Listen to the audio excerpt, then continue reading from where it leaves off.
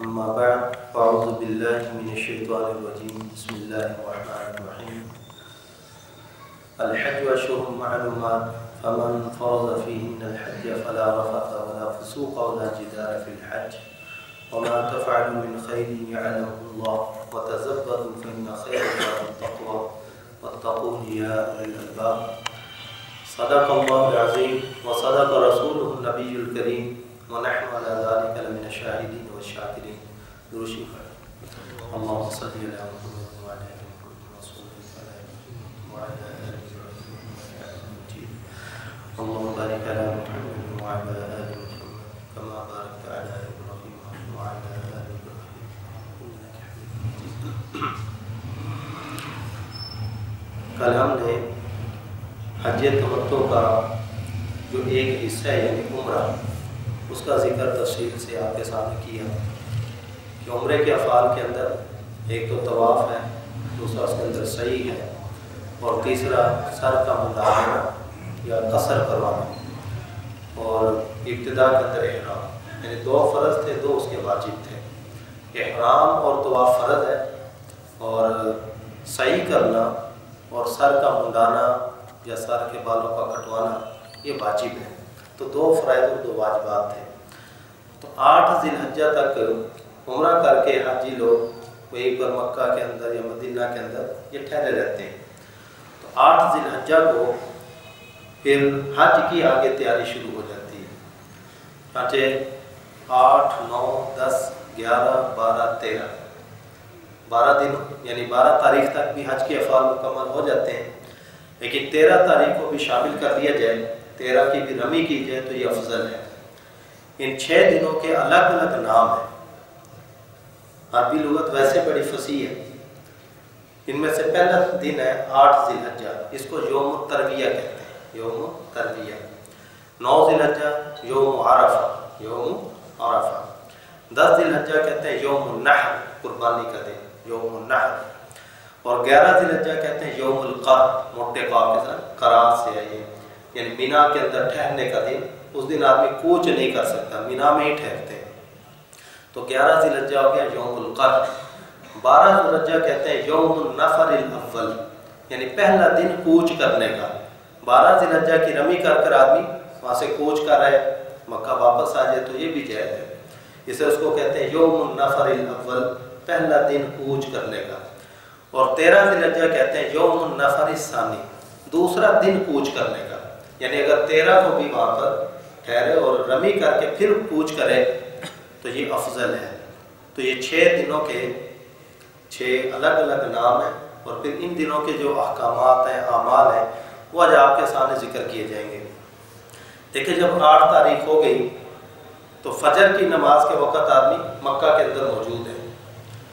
आजकल वैसे उनकी टाइमिंग का कोई पता नहीं होता है, रश की वजह से फजर से पहले भी वो कहते हैं कि जल्दी करो कि आपको यहाँ से मीना लेकर जाना है। गाड़ियाँ रात से ही आना शुरू हो जाती हैं। इसलिए आदमी को चाहिए कि गुस्ल वगैरह करके तहज्जुद के वक़्त से ही तैयार रहे और आदमी अपनी एहराम की चादरें भी ओढ़ ले। एहराम बांधने का तरीका वही है जो उम्रे का है, सिर्फ नीयत का फ़र्क है। उसी तरह आदमी अपनी सफाई सुथरे करे, ज़ैद बालों को काट ले, इसी तरह गुस्ल करे और खुशबू वगैरह का इस्तेमाल करे, तेल वगैरह लगा ले और सिले हुए कपड़े उतार कर अनसिली 2 चादरें उसी तरह से ओढ़ लें। औरत का भी एहराम का तरीका वही है। फिर उसके बाद ये कि 2 रकत नमाज पढ़ के, अगर मकरूह वक़्त ना हो, यानी अगर आदमी फजर के वक़्त दाखिल होने से पहले अगर एहराम की नीयत कर रहा है तो उसी वक़्त आदमी 2 रकतें पढ़ ले, वरना जो फजर की सुन्नतें पढ़ी हैं वो भी उसके क्या मकाम हो जाएंगी। इसी तरह अगर आदमी ने फजर के जो फ़राइज़ पढ़े हैं उसके बाद भी अगर आदमी यानी 2 चादरें ओढ़ चुका था, फजर के आदमी ने फ़राइज़ पढ़े, नमाज पढ़ी, उस नमाज के मुत्तसिल बाद आदमी उसी तरह नियत करके तलबिया पढ़ ले तो ये आदमी का ये हज का एहराम शुरू हो जाएगा। नियत इसमें यह करनी है, अल्लाहुम्मा इन्नी उरीदुल हज्ज फयस्सिरहु ली व तक़ब्बल मिन्नी, अल्लाह मैं हज का इरादा करता हूँ, आप इसको मेरे लिए आसान कर दीजिए और इसको मेरी तरफ से कबूल कर दीजिए। तो आसान नेकी और कबूलियत की दुआ मांग लें, तब आदमी का एहराम हो गया हज का। तो یہ 8 ذی الحجہ کو حج کے احرام باندھ کر فجر کی نماز کے بعد پھر وہاں سے کوچ کر کے مینا میں آ جانا ہے۔ چنانچہ مینا میں آ کر زوال سے پہلے وہاں پر پہنچیں، پھر ظہر، عصر، مغرب، عشاء اور اگلے دن کی 9 ذی الحجہ کی فجر کی نماز، یہ 5 نمازیں اس دن مینا کے میدان میں ادا کرنی ہے۔ اس کے علاوہ کوئی بھی اس دن مناسک حج کا کوئی فعل، مناسک حج کا کوئی حصہ ادا نہیں کیا جائے گا، یعنی کوئی کنکریاں نہیں مارنی، کوئی قربانی اس دن نہیں کرنی ہے۔ تو 8 ذی الحجہ کو فجر کی نماز پڑھ کر احرام حج کا باندھ کے مینا کے اندر آگے وہاں پر ظہر، عصر، مغرب، عشاء اور اگلے دن کی فجر کی نماز وہاں پر پڑھیں۔ تو پھر جب فجر نماز پڑھ لی اس کے بعد پھر کوچ کرنا ہے عرفات کی طرف، ابھی مینا کے اندر ہے، یعنی ترتیب اس طرح، یہ مکہ سے آگے مینا رہتا ہے، مینا سے آگے مزدلفہ ہے، مزدلفہ سے آگے عرفات ہے، تقریباً 3 میل کے فاصل ہے۔ تو مکہ سے مینا، مینا سے مزدلفہ، مزدلفہ سے آگے عرفات۔ تو مینا میں پہنچے ہوئے تھے تو 9 ذی الحجہ کی فجر کی نماز پڑھ کے تیاری کر کے وہاں سے کوچ کریں اور سیدھے عرفات چلے جائیں، یعنی مزدلفہ سے گزر جائیں، مزدلفہ سے گزر کر عرفات کے میدان کے اندر آ گئے۔ تو یہاں پر اب یہ 9 ذی الحجہ یوم عرفہ ہے، حج کا جو سب سے بڑا رکن ہے، جس کو میں الحج عرفہ، کہ حج تو نام ہی عرفہ کا ہے، جس نے وقوف عرفہ کر لیا اس کا حج ہو جائے گا، جس کا وقوف عرفہ رہ گیا وہ سارا سال بھی وہاں پر چکر کاٹتا رہے، اس کا حج نہیں ہو سکتا ہے۔ الحج عرفہ، تو یہ حج کا سب سے بڑا رکن یہ وقوف عرفہ، یہ میدان عرفات میں ادا ہونا ہے۔ چنانچہ زوال سے پہلے وہاں پر پہنچ جائیں، وہاں پر آرام وغیرہ بھی کر لیں، پھر جیسے ہی زوال ہو تو آدمی کو چاہیے کہ اول وقت میں آدمی اپنی نماز پڑھ لے۔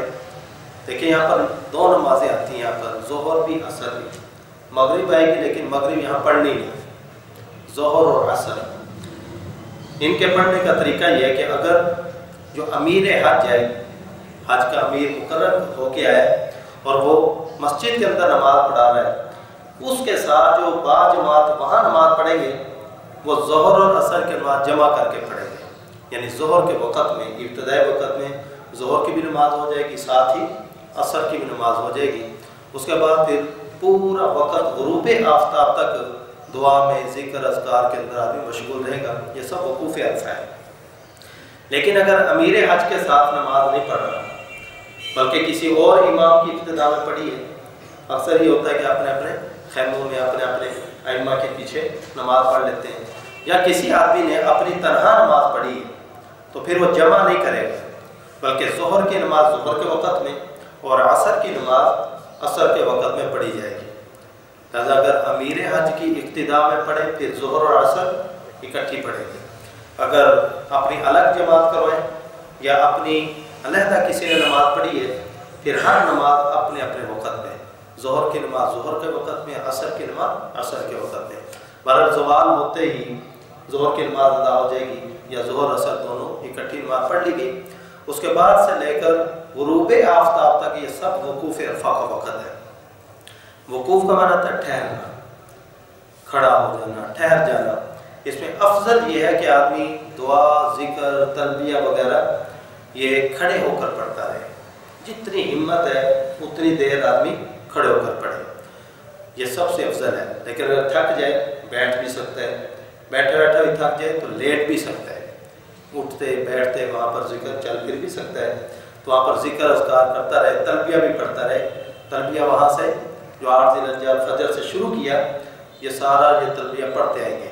اور ایک بات بیچ میں یہ بھی آ گئی کہ 9 ذی الحجہ کی فجر سے لے کر 13 ذی الحجہ کی عصر تک ان میں ہر فرض نماز کا تکبیر تشریق بھی پڑھنی ہے۔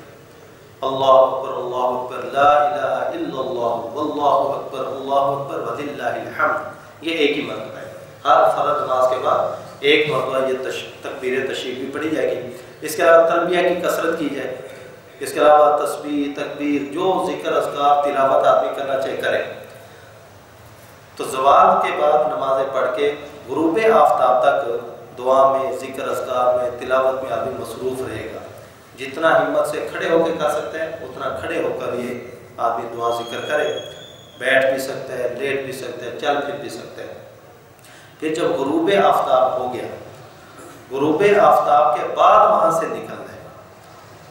بعضیں غلطی کرتے ہیں جلدی کے اندر کہ غروب آفتاب دیکھنا کبھی ہونے والے ہیں، اس سے پہلے نکل ہے۔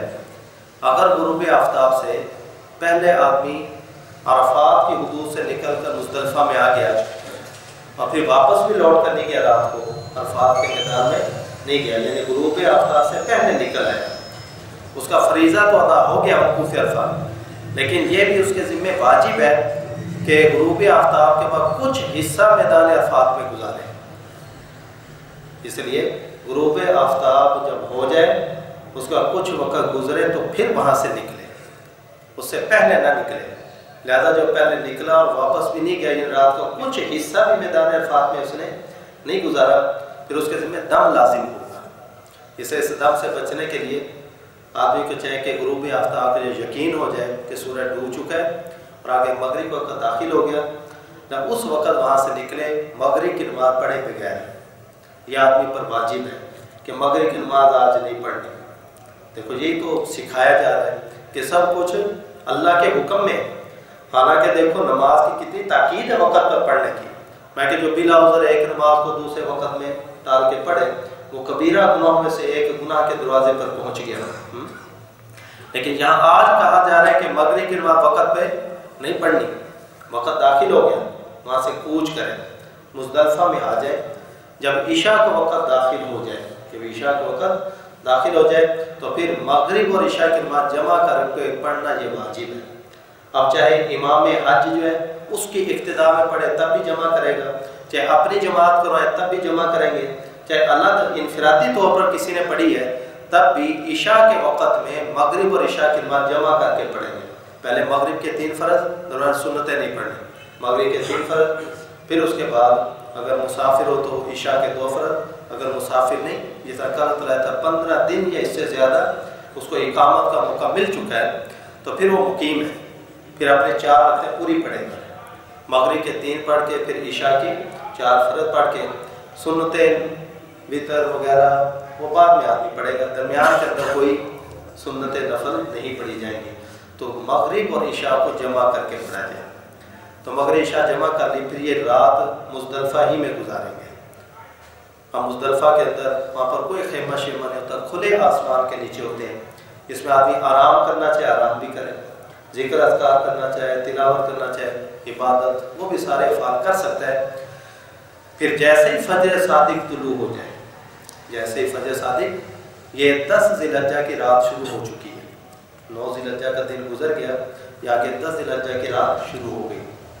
ایک بات یہاں پر یہ بھی سمجھ لو کہ وقوف عرفہ کا جو وقت ہے جس کے اندر میدان عرفات میں ایک لحظہ کے لیے بھی پہنچنا یہ فرض ہے، اگر نہیں پہنچا تو آدمی کا حج نہیں ہوگا۔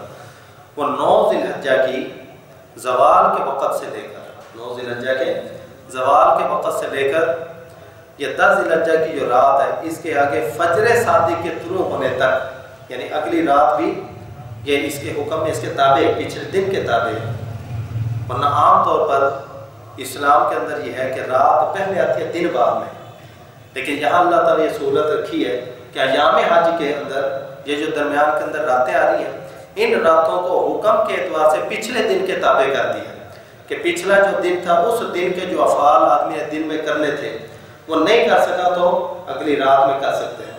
لہذا وقوف عرفہ ویسے غروب آفتاب تک ہوتے ہیں نا، لیکن نہیں کر سکا تو رات کے اندر بھی کسی بھی پہر میں اگر آدمی وہاں سے گزر بھی گیا، کیا اس کو میدان کا علم بھی نہیں تھا، لا علمی کے اندر بھی وہاں سے اس کے قدم گزر گئے، تب بھی اس کا وقوف عرفہ ہو گیا، تب بھی اس کا وقوف عرفہ۔ چانچہ ایک صحابی ہے، انہیں علم نہیں تھا کہ وہ میدان عرفات کون سا ہے، وہ مزدلفہ کے اندر آپ نے صاحب کو آ کر ملے تو عرض کی یا رسول مجھے تو علم نہیں تھا کہ وقوف کہاں پہ کرنا ہے، میں چلا تو جو کوئی پہاڑی نظر آیا وہاں بھی ٹھہرا وہاں بھی ٹھہرا، لیکن آیا چونکہ اسی طرح سے تھا عرفات کی طرح سے، تو عرفات کے میدان میں بھی ٹھہر کے اگرچہ اس کو علم نہیں تھا، یا رسول اللہ ہر میدان میں ہر پہاڑی کے اوپر میں ٹھہرتا ہوا آیا ہوں۔ تو آپ نے فرمایا کہ یہ فجر صادق سے پہلے پہلے جو اس میدان سے گزر بھی گیا تو اس کا بھی وقوف عرفہ ہو گیا۔ تو یہ فجر صادق کے طلوع ہونے سے پہلے پہلے تک میدان عرفات سے جو گزر بھی جائے، ذرا تھوڑے سے لمحے کے لیے پہنچ بھی جائے، اس کا وقوف عرفہ ہو جائے گا۔ پھر جیسے ہی 10 ذی الحجہ کی جو رات ہے، اس کا جو فجر صادق طلوع ہوگی، تو فجر صادق طلوع ہوتے اس دن جلدی اذان پڑھی جائے، اقامت ہوگی، فجر کی نماز جلدی ادا کی جائے، امام حج کے ساتھ نماز پڑھ رہے باجماعت چاہے اپنی جماعت قرآن جلدی کروائی جائے۔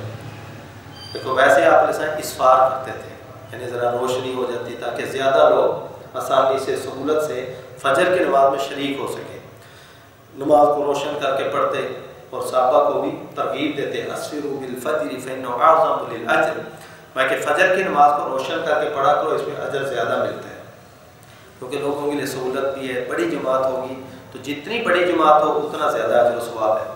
لیکن اس دن حکم ہے کہ فوری طور پر فجر صادق طلوع ہوتے ہی اذان پڑھی جائے، سنتے پڑھ کے فجر کی نماز ادا کر لی جائے۔ فجر نماز ادا کر کے اب یہ کہ وقوف مزدلفہ یہ واجب ہے، وقوف مزدلفہ واجب ہے، اس میں بھی اسی طرح کھڑے ہو کر جتنی ہمت ہو کھڑے ہو کر دعا کرے، ذکر اذکار کرے، بیٹھ بھی سکتا ہے، لیٹ بھی سکتا ہے، چل پھر بھی سکتا ہے، مزدلفہ کے میدان کے اندر رہے، مزدلفہ کے میدان کے اندر، یہاں تک کہ جب سورج طلوع ہونے کے قریب ہو، سورج طلوع ہونے کے قریب روشنی خود خوب پھیل چکی ہو، تو سورج طلوع ہونے سے ذرا پہلے مزدلفہ سے نکل کر مینا میں آ جانا ہے۔ مینا ہی سے گئے تھے یوں پار کر کے مزدلفہ عرفات میں، پھر عرفات سے مزدلفہ میں آ کے رات کو، پھر اگلے دن فجر صادق طلوع ہو کر وقوف مزدلفہ کیا گیا، پھر سورج کے طلوع ہونے سے ذرا پہلے وہاں سے نکل کر مینا کے اندر واپس آ جاتے ہیں۔ اچھا مشرکین کا طریقہ یہ تھا کہ وہ مزدلفہ میں ٹھہرے رہتے، مزدلفہ کے اندر انتظار کرتے رہتے کہ جب سورج طلوع ہوگا اس کے بعد نکلیں گے، چاچے سورج کے طلوع ہونے کا انتظار کرتے، جب سورج طلوع ہوتا اور سبیر پہاڑ کے اوپر اس کی روشنی اور کرنیں پڑتی تو یوں کہتے ہیں اشرق سبیر کیما نغیر، اے سبیر پہاڑ کو روشن ہو جا تاکہ ہم اب حملہ کریں، یعنی مینا میں جائے وہاں پر جانوروں کو کاٹیں اور ذبح کریں، اس کو کوئی حملے سے تعبیر کرتے تھے۔ تو نبی کریم صلی اللہ علیہ وسلم نے فرمایا کہ ہم ان مشرکین کی مخالفت کریں گے، آپ نے حکم دیا کہ سورج طلوع ہونے سے ذرا پہلے وہاں سے نکلیں، سورج طلوع ہونے سے ذرا پہلے نکل کر مینا کے اندر آ جائیں۔ اب یہ 10 ذی الحجہ یوم النحر مینا کے اندر آ گئے، اس دن حاجی نے بہت سارے افعال کرنے ہیں اور ان کے اندر 3 افعال ایسے ہیں جن میں ترتیب کا لحاظ رکھنا واجب ہے۔ اگر آدمی نے ترتیب کے برعکس کیا، چاہے بھول کر چاہے جان بوجھ کر، اس کے اوپر دم لازم ہوگا۔ ان سے پہلا فعل ہے رمی جمار، یعنی جمرہ عقبہ کی رمی، اس کی تفصیل بات بیان کرتا ہوں، جمرہ عقبہ کی رمی، رمی کے بعد قربانی، کیونکہ آدمی نے حج تمتع کی ہے تو حج تمتع کرنے والوں کے اوپر حج کی بھی قربانی واجب ہوتی ہے۔ تو پہلے رمی جمار، دوسرے نمبر پر قربانی، اور تیسرے نمبر پر سر کا مڈانا یا بالوں کا کٹانا، جس کو حلق یا قصر کہتے ہیں، حلق یا قصر۔ ان 3 افعال کے اندر ترتیب واجب ہے۔ تو پہلے رمی کی جائے گی جمرہ عقبہ کی، اس کو 7 کنکریاں ماریں گے، اس کے بعد قربانی، اس کے بعد سر کا مڈانا یا بالوں کا کٹانا۔ ان 3 افعال کو ترتیب سے کریں گے۔ اگر ان کی ترتیب میں برعکس کیا، آگے پیچھے بھول کر اگر ہوا تو گنہگار تو نہیں، لیکن دم پھر بھی واجب ہے۔ اگر جان بوجھ کے کرے گا تو پھر گنہگار بھی ہوگا، دم بھی واجب ہوگا۔ چاچے حضرت عبداللہ ابن عباس رضی اللہ تعالیٰ عنہ، ان کا فتویٰ یہی ہے، من قدم شیئا من حجی او اخرہ فلیحرق لذالک دما، میں کہ حج کے ان افعال میں جس نے کوئی فعل مقدم کر دیا یا مؤخر کر دیا تو اس کی وجہ سے وہ خون بہائے، یعنی اس کے اوپر ایک خون کا بہانا، یہ دم دینا اس کے ذمہ لازم ہو جائے گا۔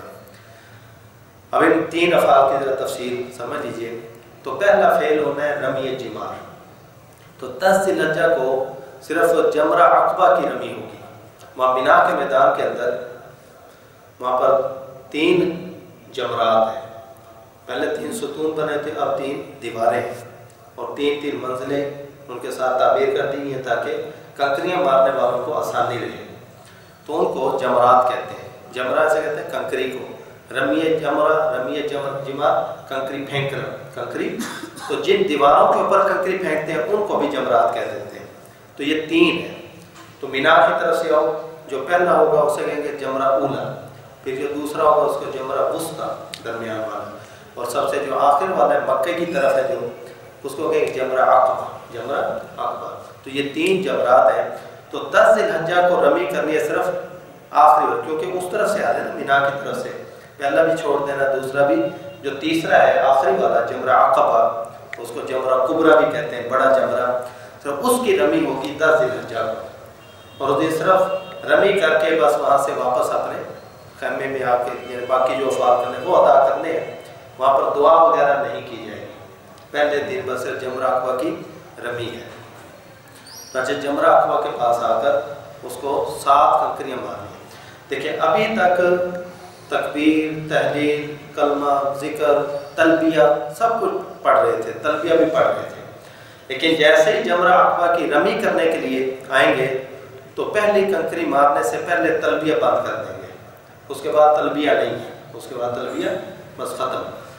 कंकरियाँ जो मारनी है वो बिस्मिल्लाह अल्लाहु अकबर कहकर या सिर्फ अल्लाहु अकबर कहकर। अच्छा, इस कंकरी के फेंकने का सबसे आसान तरीका है कि कंकरी को यूँ पकड़ा जाए।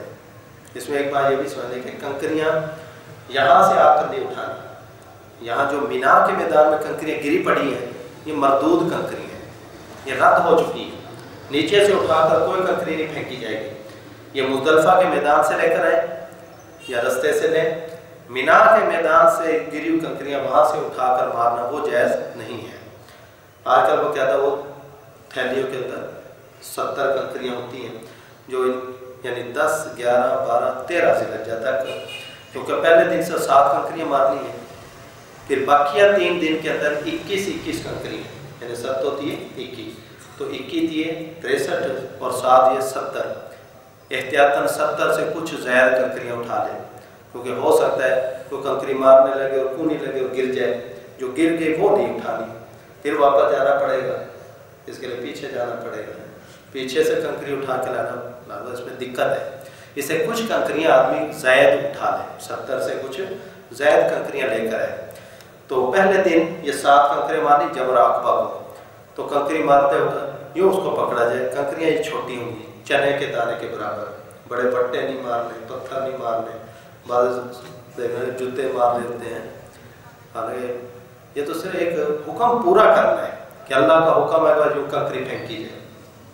वहाँ दीवारें बनी हैं, दीवारों के इर्द गिर्द एक और उन्होंने दीवार बना रखी है 5-5 फुट की तकरीबन, उस वो गोल है, उस दायरे के अंदर कंकरी फेंकनी है। जिसने उस दायरे के अंदर कंकरी फेंक दी वो ऑटोमेटिक यहाँ पर पहुँचानी है, तो कंकरी वहीं पर पहुँचेगी, ताकि वो नीचे की मंजिल में देख ले, अगर वहाँ रश कम है तो वहाँ कर ले, वरना नीचे ज़्यादा रश होता है, दूसरी मंजिल पे आ जाए, वहाँ रश कम है तो वहाँ कंकरियाँ मारे, अगर वहाँ भी रश है तो फिर तीसरी मंजिल पे चला जाए, वहाँ जाकर रमीए जिमार कर ले। तो सबसे मुख्तार तरीका ये है कि कंकरी को यूँ पकड़ के यानी अंगूठे और शाद उंगली से यानी इस तरह आँख की सीध में लाकर यूँ फेंक दे, मतलब करीब चला जाए, उस दीवार के करीब चला जाए और यूँ ले जाकर ना उस दायरे के अंदर यूँ फेंक दे। अल्लाह अकबर, बिस्मिल्लाह अल्लाह अकबर करके अल्लाह अकबर, ये हर कंकरी के शुरू में अल्लाह अकबर कहकर 7 कंकरियाँ इस तरह से फेंके और फिर वापस चलाए। कंकरी मारने का वक़्त 10 ज़िलहज्जा को वैसे शुरू हो जाता है फजर सादिक से। उस वक़्त तो आदमी मुज़दलिफ़ा में था, लेकिन जो कमज़ोर अफराद हैं, बूढ़े अफराद, औरतें और बच्चे, उनको नबी करीम सल्लल्लाहु अलैहि वसल्लम ने इजाज़त दी थी कि वो वकूफ़ मुज़दलिफ़ा छोड़ सकते हैं, ना वो जल्दी रात को ही बेशक मुज़दलिफ़ा से मिना में आ जाए। लेकिन आजकल चूँकि जब तक बड़ा साथ ना हो तो बच्चे भी दाएं बाएं गुम हो सकते हैं, इससे अपनी औरतों बच्चों को अपने साथ ही रखा जाए, वरना शरीयत में उनके लिए आसानी को रात को ही निकल कर वो मिना के अंदर आ सकते हैं। खुद आप अलैहिस्सलाम ने बच्चों को, औरतों को, साज़ो सामान को पहले रवाना कर दिया था, लेकिन रवाना करते वक्त आपने ये भी तलकीन की थी कि ला तर्मुल जमरत हत्ता तत्लुअ शम्स, देखना रमीए जिमार सूरज के तुलू से पहले ना करना, यानी उसके मुस्तहब वक़्त का इंतज़ार करना। तो पत्थर मारने का यानी कंकरियाँ फेंकने का असल वक़्त तो फजर सादिक से शुरू हो जाता है, फजर सादिक से ही शुरू हो जाता है। لیکن مستحب وقت سورج کے طلوع ہونے کے بعد شروع ہوتا ہے۔ اسے 10 ذی الحجہ کی رمی سورج طلوع ہونے کے بعد سے لے کر زوال آفتاب تک کریں، یعنی یہ جو پیریڈ ہے سورج کے طلوع ہونے سے لے کر سورج کا ڈھلنا جب سر کے اوپر آ جاتا ہے زوال آفتاب تک، اس دوران کنکری مارنا 10 ذی الحجہ کو یہ مستحب وقت ہے۔ اور اگر رش کی وجہ سے اس وقت نہیں مار سکتا تو زوال سے لے کر غروب آفتاب تک، زوال سے لے کر غروب آفتاب تک کنکری مار لینا یہ بھی بلا کراہت جائز ہے، اس میں کوئی کراہت نہیں۔ اور اس کے بعد جو غروب آفتاب سے لے کر اگلی ساری رات جو ہے 12 ذی الحجہ کی آگے رات شروع ہو جائے گی 11 ذی الحجہ کی، تو اگلی جو رات ہے اس رات میں بھی کنکری مار سکتے ہیں، لیکن بلا عذر اتنی تاخیر کرنا یہ مکروہ ہے۔ ہاں عذر ہو، آج کل عذر رش ہی ہوتا ہے کہ رش کی وجہ سے آدمی دن میں نہیں کر سکتا تو رات کو جا کر کنکریاں مار لے۔ عورتوں بچوں کے لیے بہتر ہوتے ہیں انہیں رات کے وقت جا کر یہ رمی جمار کرایا جائے، لیکن یہ بات خیال میں رکھنا ہے کہ اگر رات کو آپ کنکریاں مار لیں تو قربانی اس سے پہلے نہیں ہونی چاہیے۔ قربانی کے تو آج کل اکثر پیسے جمع کرواتے ہیں، وہاں سے وقت بھی مل جاتا ہے کہ اس وقت تک آپ کی قربانی ہو جائے گی، تو پھر اس وقت سے پہلے کنکریاں مارنے کا اہتمام کیا جائے تاکہ ترتیب کے برعکس نہ ہو جائے۔ اور اگر اپنے ہاتھ میں قربانی، یہ بھی سہولت ہے وہاں پر کہ خود خرید کر وہاں پر جو جگہ بنی ہوئی ہے ذبح کرنے کی، وہاں اپنے ہاتھ سے جا کر ذبح کریں، باڑے موجود ہیں، باڑوں سے جانور مل جاتے ہیں، وہاں سے خود خریدے اور اپنے ہاتھ سے قربانی کر دیں، تو وہ تو آدمی کے اپنے ہاتھ میں آ گیا کہ جس وقت کنکریاں ماری اس کے بعد جا کر قربانی کر دیں۔ لیکن جب پیسے جمع کروا رکھے اور وہاں انہوں نے وقت دے دیا ہو کہ اس وقت تک آپ کی قربانی ہو جائے گی اور اس کا اہتمام بھی کرتے ہیں، پھر کنکریاں مارنے کا اہتمام اس وقت سے پہلے تک کر لینا چاہیے۔ تو سورج کے یعنی فجر صادق سے لے کر اگلی رات کے یعنی فجر صادق کے طلوع ہونے تک یہ سارا وقت ہے 10 ذی الحجہ کی رمی کا، لیکن مستحب وقت کہاں سے شروع ہوگا؟ سورج کے طلوع سے لے کر زوال آفتاب تک، اس دوران میں مار لیں، اور زوال آفتاب سے لے کر غروب آفتاب تک یہ جائز وقت ہے بلا کراہت، اور غروب آفتاب سے لے کر اگلے فجر صادق کے طلوع تک یہ بھی جائز وقت ہے بال کراہت، یعنی بلا عذر تاخیر مکروہ ہے، عذر کی بنا پر تاخیر ہو جائے تو کوئی کراہت نہیں۔ تو یہ 10 ذی الحجہ کی رمی کا وقت ہے۔ پھر جب رمی ہو گئی تو رمی کے بعد قربانی، رمی کے بعد قربانی، یہ قربانی حج کی ہے، کیونکہ اکثر حاجی حج تمتع کرتے ہیں، فمن تمتع بالعمرۃ الی الحج، جس نے حج کے ساتھ عمرہ ملا کر یہ نفع حاصل کیا ہے تو فمستیسر من الحج، تو اس کے اوپر فرمایا کہ جو میسر ہو تو قربانی بھی دے وہ۔ اگر قربانی دینے کی استطاعت نہ ہو، مالی استطاعت نہ ہو، تو پھر اس کے ذمہ ہوتا ہے کہ 10 روزے رکھیں، جن میں سے 3 روزے ایام حج کے اندر، یہ 9 ذی الحجہ تک 3 روزے پورے کر لیں، 9 ذی الحجہ تک 3 روزے پورے کر لیں، اور 7 روزے حج سے فارغ ہونے کے بعد، تو 10 روزے یہ قربانی کے کیا مقام ہو جائیں گے۔ لیکن اگر آدمی وہ 3 روزے نہیں رکھ سکا پھر اس کے ذمہ ہے کہ قربانی ہی کرے، پھر وہ یہ نہیں کہ چلو ان روزوں میں بعد میں قضا کر لوں، ان روزوں قضا نہیں ہے، پھر بعد کے اندر یعنی اس کے اوپر لازم ہے کہ وہ ان دنوں کے اندر قربانی ہی کرے۔ قربانی کے اوقات کے اندر کہ رمی کے بعد سے لے کر 10 ذی الحجہ کی رمی کے بعد سے لے کر 10، 11 اور 12 ذی الحجہ کے غروب آفتاب تک یہ سارا وقت ہے، ان اوقات کے اندر جس وقت بھی قربانی کر دے قربانی ادا ہو جائے گی۔ 10 ذی الحجہ کی رمی کے بعد سے لے کر 10 ذی الحجہ کی رمی کے بعد سے لے کر 11، 12 ذی الحجہ کے غروب آفتاب سے پہلے 12 ذی الحجہ کے غروب آفتاب سے پہلے ان 3 دن کے اندر آدمی اپنی قربانی کر سکتا ہے۔ لیکن جو قربانی لیٹ کرے گا تو سر کا منڈانا بھی کیا ہوگا؟ لیٹ ہوگا۔ تو احرام کی پابندیاں بھی آدمی کے اوپر جب تک سر نہیں منڈائے گا یا بال نہیں کٹائے گا اس وقت تک احرام کی پابندیاں اسی طرح آدمی کے ذمہ لاگو رہیں گی۔ اس سے بہتر ہے کہ 10 ذی الحجہ کو رمی جمار کر لے آدمی وقت پر، پھر قربانی ہو جائے، اس کے بعد پھر ہے کہ اپنا سر منڈا دیا جائے، سر منڈا کر یا بال کٹا کر پھر غسل کرے، احرام کی ساری پابندیاں ختم ہو گئی، صرف ایک پابندی باقی ہے، میاں بیوی کے تعلقات ابھی جائز نہیں ہوئے، وہ تب جائز ہوں گے جب کہ طواف زیارت بھی کر لے گا۔ باقی اب اس کے لیے بال کاٹنا، خوشبو کا استعمال کرنا، ناخن کاٹنا، سلے ہوئے کپڑے پہننا، جتنی یعنی احرام کی پابندیاں تھیں وہ سب ختم ہو گئی، صرف سر کے منڈانے پر اور یا بالوں کے کٹانے کے اوپر۔ تو یہ 3 افعال ترتیب سے کرے۔ ذی الحجہ کو پہلے جمرہ عقبہ کی رمی، نمبر 2 قربانی، اور نمبر 3 یہ اپنے سر کا بالوں کا منڈانا یا کٹانا۔ اس میں بات ذہن میں رکھیں، یہ تو پھر قربانی حج کی، یہ تو جو حج اور عمرہ اکٹھا کیا اس کی وجہ سے۔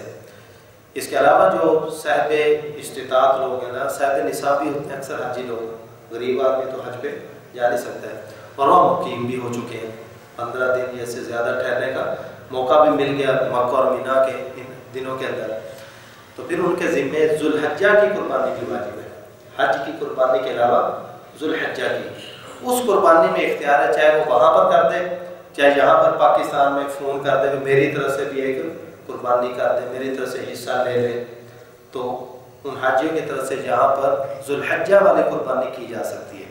لیکن جو حج کی قربانی ہے دم تمتع، وہ دم شکر ہے، یہ وہیں پر ہی ہوگی، حرم کے اندر ہی، وہ یا پاکستان میں ادا نہیں کی جا سکتی، سمجھے؟ حتیٰ کہ اگر بغیر کیے واپس بھی آ گیا تب بھی اس کے اوپر لازم ہے کہ کسی کے ذریعے سے بھی حرم کے اندر ہی اس ہدی کو ذبح کروائیں، یہ حرم ہی کی ہدی ہوتی ہے، یہ حرم کے علاوہ اس کو ذبح نہیں کیا جا سکتا۔ یہ 3 افعال ہو گئے، اس کے بعد آدمی کا احرام بھی ختم ہو گیا، خوشبو وغیرہ لگائے، نہائے دھوئے، سب کچھ جائز ہو گیا۔ اب ذی الحجہ کوئی ہمیں طواف زیارت، یہ بھی حج کا فرض ہے، حج کا فرض ہے۔ اس کے بعد سعی بھی ہے، اس کے بعد سعی بھی ہے، اچھا نہا دھو کر، سلے ہوئے اپنے کپڑے پہن کر، خوشبو وغیرہ لگا کر اب یہ کہ مینا سے مکہ کے اندر آ جائے اور یہاں پر آ کر طواف زیارت کریں۔ اس طواف کے کرنے کا طریقہ وہی ہے جو شروع میں ذکر کیا، کیونکہ اس کے بعد صحیح بھی ہے، جسے اس میں رمل ہوگا، اجتباع نہیں، کیونکہ سلے ہوئے کپڑے پہن چکے ہیں، سلے ہوئے کپڑے آدمی نے پہن لیے، اس وجہ جب کندھا ننگے کرنے والی بات ہے وہ اب ختم ہو گئی، تو سلا ہوا لباس پہن کے یہ طواف ہونا ہے۔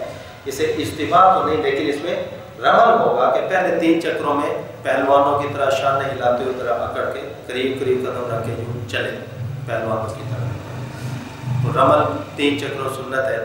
باقی اسی طریقے سے 7 چکر لگانے، یعنی جو کل طریقہ بتایا تھا، یعنی یہاں پر کھڑے ہو کر تھوڑا اس طرف میں نیت کرنے، پھر اہل سیدھ میں آ کر حجر اسود کی پہلے استقبال، بسم اللہ اللہ اکبر، پھر استلام، پھر وہاں سے اپنا رخ پھیر کر یہ چکر لگائے۔ جب چکر پورا ہو گیا، کل کہہ رہے تھے کہ دوسرا چکر کیسے کرنا ہے، بھی ایک ساتھی پوچھ رہے تھے، دوسرے چکر میں نے ذکر کیا تھا، پھر استلام ہوگا، استقبال نہیں، استقبال صرف شروع میں ہے، باقی ہر چکر کے شروع کے اندر پھر استلام ہوگا، یعنی چلتے چلتے یوں ہے، بھائی یوں ادھر سے یوں رخ پھیرے، قدم ادھر ہی رہے، یوں سینہ بھی ہو جائے گی اس طرح، یہ دھیان کہ میں نے اپنے ہاتھ حجر اسود کے اوپر رکھ دیے، جو کر کے بسم اللہ اللہ کر کے پھر اس طرح ایسا چوم لے، اور اسی طرح سے پھر چلے، پھر اسی طرح گھوم کر آگے، پھر یہ کہ تیسرا چکر اس میں بھی اسی طرح استلام کریں، اس طرح 7 چکر پورے کر کے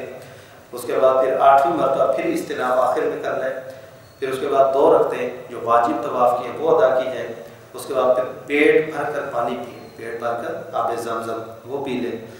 اس کے بعد اب چونکہ کوئی مسئلہ خوشبو وغیرہ کا نہیں رہا اس کے ذمہ، اب جو بیت اللہ کے دروازے اور حجر اسود کے درمیان جو ہے اس کو ملتزم کہتے ہیں، یہاں موقع ملے کسی کو دھکا دیے بغیر تو اس سے آ کر جو چمٹے، ملتزم چمٹنے کی جگہ، تو یہاں پر اگر آپ نے دیکھا ہوگا لوگ یوں ہاتھ لگا کے یوں کھڑے ہوتے ہیں، تو اس کو چمٹ کے وہاں پر رو دھو کر اپنے رب سے کیا کرے، اپنے گناہوں کی معافی مانگے، دعائیں مانگے، یہ ملتزم سے چمٹنا۔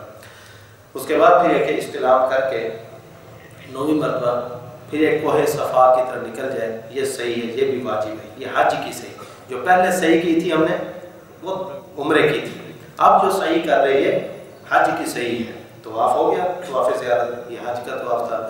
اب یہ کہ اس کے بعد صحیح ہے، صحیح کا طریقہ بھی اسی طرح ہی ہے کہ صفا سے شروع کریں گے، मरवा तक 1 चक्कर, फिर मरवा शुरू होकर सफ़ा तक 2, फिर बिलाखिर 7वां चक्कर मरवा पे जाके मुकम्मल होता है। तो 7 चक्कर मरवा के लगा लिए। बाल वगैरह पहले मुड़ा चुके हैं, अब दोबारा बाल शाल मुड़ाने की कोई ज़रूरत नहीं। तो तवाफ़ ज़ियारत भी हो गया। उसके बाद आदमी के ऊपर सारी पाबंदियाँ ख़त्म हो चुकी हैं। देखिए, अगर बीवी साथ हो, एक मुस्ताहब अमल है, अगर बीवी साथ हो तो उन्हें चाहिए कि एहराम बांधने से कबल भी अपना वजीफ़ा ज़ौजियत पूरा कर लें, ताकि एहराम के दौरान इस तरह का ख्याल ही ज़हन के अंदर ना आए।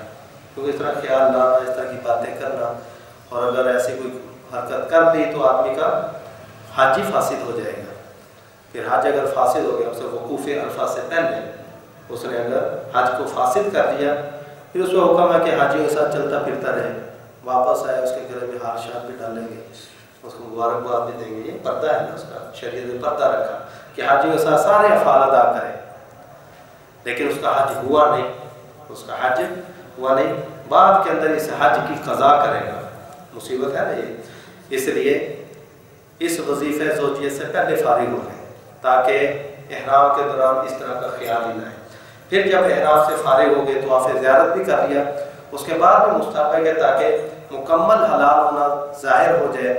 अगर मौका हो खलवत का, होटल वगैरह होते हैं वहाँ पर, तो वहाँ भी अपना वजीफ़ा ये पूरा कर लेना। क्योंकि नबी करीम सल्लल्लाहु अलैहि वसल्लम ने जब हज्जतुल वदा किया, सारी बीवियाँ साथ थी, तो सब बीवियों के साथ आपने कुर्बत फरमाई, एहराम से कबल भी और एहराम खोलने के बाद भी, ताकि सारी बीवियों को इस इस्तेहबाब के अंदर शरीक किया जाए, यानी इस कदर इस्तेमाल किया जाए। पर तवाफ़ ज़ियारत जब कर दिया, एहराम की पाबंदियाँ सब ख़त्म हो गई, अब दोबारा फिर लौट कर मीना के अंदर वापस आ जाए। अब 10 ज़िलहज्जा गुजर गया, 11 ज़िलहज्जा इसको कहते हैं यौमुल क़द्र। ये मीना में ठहरने का दिन है, रातें भी मीना गुजारी जाए। ये 11 वाली भी और 12 वाली भी ये सुन्नत मौक़दा है, रातें वहाँ पर ठहरना ये सुन्नत मौक़दा है। तो दिन के अंदर अब 11 और 12 ज़िलहज्जा ये मीना के अंदर ठहरना, इसके अंदर सिर्फ रमी जिमार है और कोई अमल नहीं है। यानी तीनों जमरात की तरतीब से रमी करनी है, और इनका जो वक़्त है वो ज़वाल के बाद शुरू होगा। 10 ज़िलहज्जा की रमी का वक़्त तो सुबह शुरू हो गया था, लेकिन 11 ज़िलहज्जा की रमी और 12 ज़िलहज्जा की रमी का वक़्त ज़वाल आफ्ताब के बाद शुरू होगा। उससे पहले अगर किसी ने कंकरियाँ मारी वो शुमार नहीं की जाएगी। ज़वाल आफ्ताब हो जाए, उसके बाद पहले जमरा ऊला को 7 कंकरियाँ मारें, जमरा ऊला को 7 करके उसी तरह बिस्मिल्लाह अल्लाहु अकबर करके 7 कंकरियाँ मार के फिर ज़रा पीछे हटकर लंबी दुआ करें, वहाँ पर हाथ उठाकर दुआ मांगी जाए। फिर उसके बाद जमरा वुस्ता की तरफ आ जाए, उसको 7 कंकरियाँ मार के वहाँ पर भी फिर पीछे हटकर ऐसे वहाँ पर भी खड़े होकर दुआ मांगी जाए, लंबी दुआ मांगे। फिर उसके बाद जमरा अक़बा की तरफ बढ़ के उसको भी 7 कंकरियाँ मारे, लेकिन वहाँ पर खड़े होकर दुआ नहीं की जाए कि वहाँ से वापस अपने खेमे की तरफ लौट आए और बकिया अपनी जमात के साथ अपना जो इमाम वहाँ पर मुकर्रर कर लें उनके साथ, या अमीर हज जो है इमाम हज उसकी इक़्तिदा में बाकायदा मस्जिद में जाकर आदमी बाजुमान अदा करे। नमाज़ों का अहतमाम अपने अपने वक़्त पर किया जाएगा।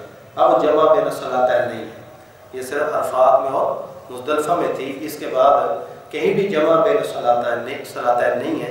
हर नमाज अपने अपने वक़्त पर, ज़ोहर अपने वक़्त पर, असर अपने वक़्त, मगरिब अपने और इशा अपने अपने वक़्त पर ये नमाज़ें पढ़ी जाएंगी। अगर मुसाफिर है तो कसर करे, अगर मुकीम हो चुका है 15 दिन से ज़्यादा तो फिर यह कि वो 4 फ़र्ज़ अपने पूरे अदा करेगा।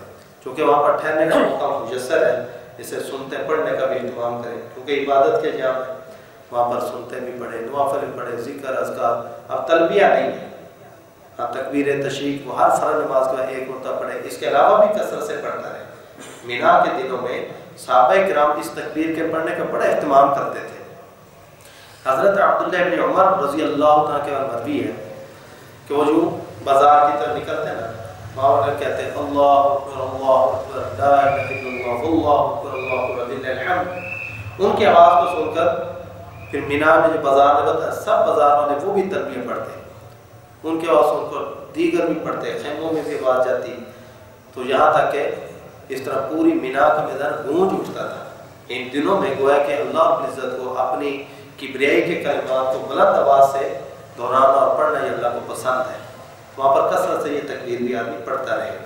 اس کے علاوہ ذکر، اذکار، تلاوت، نوافل ساری باتیں کر سکتا ہے۔ تو 11 کی رمی ہو گئی۔ اس کا وقت آپ ہے زوال سے شروع ہوگا، غروب آفتاب تک یہ اس کا وقت ہے بلا کراہت۔ اگلی رات میں بھی کر سکتا ہے، لیکن بلا عذر تاخیر کرنا اتنی یہ مکروہ ہے، لیکن وہ رمی ادا ہو جائے گی۔ اگر فجر صادق کے بھی بعد کرے گا پھر یہ تاخیر کی وجہ سے دم لازم آئے گا۔ پھر آگے 12 ذی الحجہ فجر صادق طلوع ہوگی، 12 ذی الحجہ کا دن شروع ہو گیا۔ وہاں بھی 12 ذی الحجہ کو زوال آفتاب کے بعد رمی کا وقت داخل ہوگا۔ اسی ترتیب سے جمرہ اولا، وسطیٰ اور جمرہ عقبہ تینوں کی رمی کریں۔ اور یہ 12 کی جب رمی کر لی آدمی نے تو آدمی کو اب اختیار ہے کہ آدمی وہاں سے واپس اپنے مکہ میں آ جائے، اور اگر واپسی کی فلائٹ ہے اس کی تو طواف وداع کر کے آدمی واپس بھی آ سکتا ہے۔ لیکن مستحب یہ ہے کہ 13 کی بھی رمی کرے۔ موقع ہوتا ہی اللہ بات اتنی جلدی فلائٹ ہو، شاید ہی کسی کی ہو، کوئی اپنی اسپیشل فلائٹ ہو تو الگ بات ہے، ورنہ 13 کو میرے خیال فلائٹ سسٹم واپسی کا شروع ہوتا نہیں ہے، 14-15 سے شروع کرتے ہیں۔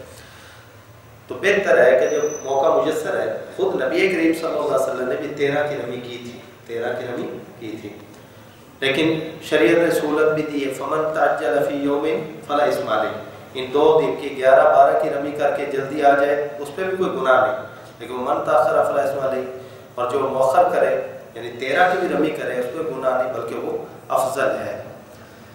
لیکن واپس نکلنے کے اندر طریقہ یہ ہے کہ غروب آفتاب سے پہلے نکل ہے۔ اگر واپس آنا چاہ رہے ہیں 12 کی رمی کر کے تو پھر 12 تاریخ کے غروب آفتاب ہونے سے پہلے واپس آ جائے، ورنہ اگر سورج ڈوب گیا اس کے بعد اگر واپس آئے گا تو یہ مکروہ ہوگا، اور پھر یہ کہ اگر وہاں پر رات رہے گا تو پھر 13 کی رمی کرنا اب اس کے ذمہ واجب ہو گیا۔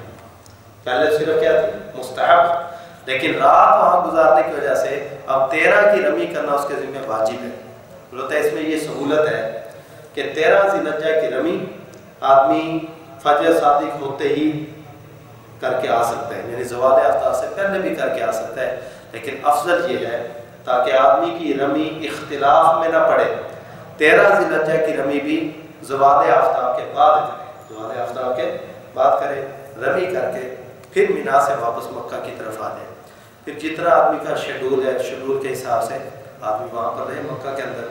اس دوران سب سے جو افضل عبادت مکہ کی ہے وہ طواف ہے، جتنا زیادہ طواف کر سکتا ہے طواف کرے۔ اس کے علاوہ ذکر، اذکار، تلاوت اپنی عبادات کو سر انجام دیتا رہے۔ تو یہاں پر جتنا دن اس نے ٹھہرے یہاں پر ٹھہرے، اس کے بعد پھر آگے طریقہ ہے کہ مکہ کی عبادات سے جو فارغ ہو گیا پھر مدینہ کی حاضری ہوتی ہے۔ دیکھیں مناسک حج جتنے بھی ہیں وہ سارے مکہ میں ادا ہوتے ہیں۔ مدینہ کی حاضری آپ نے سر روزے پر آنا، یا مسجد نبی میں آنا، مسجد قباء میں جانا اور زیارتیں کرنا، یہ مناسک حج کا حصہ نہیں ہے۔ آپ تو پیکج ہوتا ہے حکومت کی طرف سے، اس کے اندر اتنے دن یہاں رہنا، اتنے دن وہاں رہنا، وہ سارے کا خرچے اکٹھے ہوتے ہیں، آدمی کا اپنا اس میں کوئی ذاتی اختیار نہیں ہے۔ لیکن پہلے جب تک ذاتی اختیار ہوتا تھا اس میں تمام فقہاء نے یہ بات لکھی ہے کہ اگر ایک آدمی کے پاس اتنا خرچہ ہے کہ وہ مکہ تک جا کر صرف افعال حج ادا کر سکتا ہے، مدینہ تک جانے کا خرچہ اس کے پاس نہیں، تو اس کے ذمہ حج فرض ہے کہ وہ مکہ تک جائے اور اپنا حج کے افعال ادا کر کے واپس لوٹائے، کیونکہ مدینہ کی یہ حاضری یہ مناسک حج کا حصہ نہیں۔ لیکن اگر گنجائش ہو، آج کل تو علامات یہ پیکج کا حصہ ہوتا ہے، 8 دن کے لیے آدمی وہاں پر لے جاتے ہیں تاکہ 40 نمازیں با جماعت مسجد نبوی کے اندر آدمی ادا کرے اور وہاں کی جو فضیلت ہے اس کو بھی حاصل کر لے، کہ نفاق سے بری ہونے کی اور جہنم سے بری ہونے کی جو فضیلت اور سرٹیفکیٹ اور سند اس کو عطا کر دی جاتی ہے، یہ مسجد نبوی کی 40 با جماعت نمازوں کے اوپر ہے، تو وہ فضیلت بھی حاصل کرے۔ تو جب یہ پیکج میں داخل ہے تو پھر مدینہ کی بھی حاضری دعوت ہے کہ کرنی چاہیے، اور یہ افضل القربات میں سے ہے۔ मदीने के अंदर हाजिर होना, मस्जिद नबी में जाना, आप रोज़े पर जाकर सलाम पढ़ना, ये अफजलुल कुर्बात में से है। यानी कुर्बात का होता है कि अल्लाह का कुर्ब हासिल करने के जो तरीके हैं उनमें से एक तरीका ये भी है, एक तरीका ये भी है। आजकल बात कह देते हैं कि आप के रोज़े की नीयत से ना जाए, मस्जिद नबी नीयत से जाए, हालांकि ऐसी कोई बात नहीं है। अल्लामा इब्न तैमिया रहमतुल्लाह वो भी रोज़े अक़दस की हाज़िरी को मालूम नहीं करते थे। वो ये कहते थे मस्जिद नबी की नीयत से जाए, जब मस्जिद नबी में पहुँचेगा वहीं आप अलैहिस्सलाम का क्या है, रोज़ा अक़दस भी वहीं है मस्जिद नबी के साथ ही, तो वहाँ पर हाजिर होकर भी सलाम भी पढ़ लें। लेकिन वो कहते थे कि नीयत ज़हन में मस्जिद नबी की रखें, लेकिन ऐसा कोई ज़रूरी नहीं। आदमी इस नीयत से जा सकता है कि मैं आप रोज़े पर सलाम पढ़ूँगा। इसलिए कि सारी उम्मत का ये तामुल रहा है, सहाबा किराम भी जाते रहे और बाद में ताबीन भी, सारी उम्मत जा रही है। सबके बारे में ये कहना कि मस्जिद नबवी की नीयत से जाते थे, ये बिल्कुल बेजा बात है। इससे कि मस्जिद हराम में कितने मरतबा सवाब है, 1 लाख, और मस्जिद नबी में सही जो हदीस है बुखारी शरीफ की उसमें 1000 का है। 1 लाख को छोड़कर 1000 के लिए कौन जाएगा? या दूसरी हदीस में 50,000 का जिक्र है, तो 1 लाख को छोड़कर 50,000 के लिए क्यों जाएंगे? और अगर कोई और चीज़ है जिसके लिए वहाँ जाते हैं, वो है नबी करीम सल्लल्लाहु अलैहि वसल्लम रोज़े अक़दस, जिसमें आप की कब्र अतर भी है, आप के 2 साथियों की, फिर वहाँ जन्नतुल बकी है जिसमें हज़ारों सहाबा किराम, आपने घर वाले हैं, इसी तरह आले बैत, और इसी तरीके से वहाँ पर बड़े बड़े औलिया बुजुर्ग उनकी कब्रें, शोहदा उहद है, तो इन चीज़ों के लिए जाते हैं। ये चीज़ नाम तो मक्का में तो नहीं ना, ये रोज़ा तो वहीं पर है। हज़रत मौलाना ज़फ़र अहमद उस्मानी रहमतुल्लाह उन्होंने एक वाक़या लिखा है कि पहले होता था हज के लिए गए, वहाँ पर कई महीने रहते थे, 6 महीने वहाँ पर रहना, वहाँ पर दरसो तदरीस भी करते रहना, मक्का में ठहरे हुए, मदीना के अंदर ठहरे हुए। कहते वहाँ मैंने एक बच्चे को देखा, बड़ा कोई गरीब सा बच्चा था, तो वहाँ मदीने के अंदर, तो मेरा जी चाहा कैसे मैं बात करूँ। मैंने उससे फिर हाल वाल पूछे, उसने मैं यतीम बच्चा हूँ, मेरे सिर्फ वालदा है, वालिद मेरा फौत हो चुका है गुर्बत की हालत में। तो मैंने उसे तरगीब दी कि आप हमारे साथ हिंदुस्तान चलें, हमारा वहाँ पर मदारिस हैं, आपके वहाँ तालीम कोई बंदोबस्त होगा, बाकी बंदोबस्त भी हो जाएगा, फिर आप आलिम बनेंगे, फिर आप वापस आ जाना। तो कहते वो मेरी ना सारी बात सुनता रहा, मैं कहता रहा वहाँ पर ये भी है, ये भी हिंदुस्तान में ये भी है। उसने एक सवाल किया कि क्या वहाँ पर ये आपके साथ रोज़ा भी है वहाँ पर? तो कहते उस बच्चे की बात सुन के मुझे रोना आ गया। अगर ये वहाँ होता फिर हम यहाँ क्या ले जाते, ये वहाँ नहीं है। फिर उस बच्चे का जवाब ये था कि जब ये वहाँ नहीं तो मैं भी वहाँ नहीं जाऊँगा, चाहे जैसी भी हालत हो, मैं यहीं पर ही अपने वक़्त गुजारूँगा। ये वो फजीलत है आप सल्लल्लाहु के जो मदीने की मशक्क़तों पर फजीलत, मशक्क़तों पर सब्र करें, फिर भी मदीना को ना छोड़े। उसके लिए आप सल्लल्लाहु अलैहि वसल्लम ने जन्नत की खुशखबरियाँ सुनाई, बशारतें सुनाई। तो मदीना के साथ दाएँ बात है कि आप रोज़ा अतर है, मदीना में आप ज़िंदगी गुजारी 10 साल ज़िंदगी, या आप सल्लल्लाहु की हिजरत गाह है महजर, जहाँ आपने हिजरत फरमाई, और फिर यहीं की रहायश को आपने पसंद कर लिया। मक्का फतह हो गया था 8 ज़िलहज्जा को, 8 ज़िलहज्जा कह रहा हूँ, 8 हिजरी को मक्का फतह हो गया। अब साहबा के दिल में भी था कि शायद आपने सब मक्का में ठहर जाएंगे, लेकिन आपने फरमाया कि नहीं, जिस वादी में अंसार चलेंगे मैं भी उसी वादी में चलूँगा। चुनांचे अंसार के साथ आप मदीना तशरीफ़ लाए, तो मदीना ही में आप इस्लाम का इंतकाल हो, वहीं आप का रोज़ा अक़दस बना। और फिर वहाँ पर देखो मुसलमानों की यादगारें, तो जब मुसलमान के दिल के अंदर आप की अक़ीदत है, मोहब्बत है, तो फिर हज से फारूक को रह नहीं सकता कि मदीना जाए बगैर आदमी वापस लौटाए। वो जो अहादीस हैं अगरचे अक्सर ज़ईफ़ हैं, लेकिन उनका मजमूआ काबिल इस्तिदलाल है, और उम्मत का तामुल भी साथ में इसकी तईद करता है। मन हज फलम यज़ुरनी फ़क़त जफ़ानी, इस तरह इस माना की बहुत सारी रिवायतें हैं कि इसने हज किया और मेरी ज़ियारत के लिए ना आया तो उसने मेरे से एक तरह की बेवफाई की, कि मोहब्बत तो ना हुई कि महबूब के घर के करीब से होकर वापस लौटा है, तो वहाँ पर गया तो फिर मदीना भी जाना ही होता है। तो ये मोहब्बत और इश्क की बात है। फिर जब मदीना की तरफ देखो जाने का रास्ते सफ़र बांध लिए, आदमी को चाहिए कि गुस्ल करे, उसी तरह اچھے خوبصورت کپڑے پہنے، خوشبو لگائے، پھر مدینہ کی طرف گاڑی میں بیٹھے گا، چلے گا، تو رستے میں دروش کی کثرت سے پڑھے. بہتر ہوتا ہے کہ مدینہ کی تاریخ وغیرہ سے متعلق جو باتیں پہلے سے اگر میں پڑھ رکھی ہوں تو پھر جب آدمی ان میدانوں میں جاتا ہے تو واقعات ذہن میں آتے ہیں تو اس کی کیفیت ہی پھر اور ہوتی ہے، کیونکہ سارا نقشہ جو ذہن میں گھومے گا کہ یہ میدان ہوتا ہے، یہ وہ درہ سا ہے، اس درے سے وہ لشکر واپس پلٹ کر آیا تھا، یہاں سے حملہ ہوا، اس میدان میں صحابہ شہید ہو گئے، ان کی یہ قبریں پڑی ہیں، تو ایک نقشہ سا ذہن میں آتا ہے. تو آدمی کو چاہیے کہ کوئی تاریخ اسلام سے متعلق کوئی کتاب اس کا مطالعہ کرے، ان مقامات سے متعلق تاریخ وہ آدمی کے ذہن میں ہو، پھر اس کی لذت اور کیف الگ ہوتی ہے. تو آدمی اپنے دل کے اندر محبت کے اور شوق کے جذبات کو کہ میں نبی کریم صلی اللہ علیہ وسلم کے اس دار کی طرف جا رہا ہوں جس دار کو آپ نے اپنا گھر مقرر کیا تھا، یعنی دار مدینہ، دار ہجرت. دروشی کثرت کرتے ہوئے مدینہ کے اندر جب پہنچے تو سب سے پہلے آپ نے سامان کا انتظام کر دیا، جہاں پہ ہوٹل وغیرہ رکھ کے، پھر اس کے بعد مسجد نبوی میں حاضری دے. تو پہلے مسجد نبوی میں آئے، اگر مکروہ وقت نہ ہو تو 2 رکعت تحیۃ المسجد پڑھے. دیکھو بیت اللہ کا تحیہ کیا تھا؟ طواف. وہاں داخل ہو کر رکھتے نہیں پڑھتے، طواف کرتے آتے ہیں، لیکن یہاں پر تحیہ ہے، تحیۃ المسجد کی 2 رکعتیں پڑھے. اور اگر آیت کہ نماز کا وقت ہے، سنتیں، تو سنتیں پڑھے گا، ان سنتوں کے اندر ہی تحیۃ المسجد ادا ہو جائے گی. اگر جماعت ہی کھڑی ہے تو جماعت میں شریک ہو جائے، تو جماعت میں جو شریک ہو جائے گا اسی کے اندر تحیۃ المسجد بھی ادا ہو جائے گی. تو تحیۃ المسجد ادا کرنے کے بعد پھر اس کے بعد کوشش کرے کہ جو ریاض الجنہ ہے اس جگہ پہنچے. آج کل تو باقاعدہ انہوں نے کوئی ایپس بنائی ہیں، ان کے اوپر باقاعدہ پیغام اور میسج ملتا ہے کہ آپ کا نمبر لگ گیا تو آپ آ جائیں، تو وہاں پر پھر جو دکھا کر پھر اندر جانے دیتے ہیں. پر اب جیسے کیسی بھی ترتیب ہوگی تو آدمی ریاض الجنہ کے اندر ہے. اس کا الگ سے قالین کا رنگ ہے، سبز رنگ کا، باقی سرخ رنگ کے. تو وہاں پر آ کر آدمی آپ علیہ السلام کے منبر اور آپ علیہ السلام روزے کے درمیان کی جگہ ہے، اس جگہ اگر موقع ملے تو وہاں پر آدمی یہ نوافل ادا کرے.